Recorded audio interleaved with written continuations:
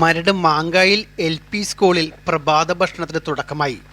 മരട് നഗരസഭയുടെ നേതൃത്വത്തിൽ മാങ്കായിൽ LP സ്കൂളിൽ വിദ്യാർത്ഥികൾക്കായുള്ള പ്രഭാത ഭക്ഷണ വിതരണോദ്ഘാടനം മരട് നഗരസഭ ചെയർമാൻ ശ്രീ ആന്റണി ആശാമ്പറമ്പിൽ നിർവഹിച്ചു.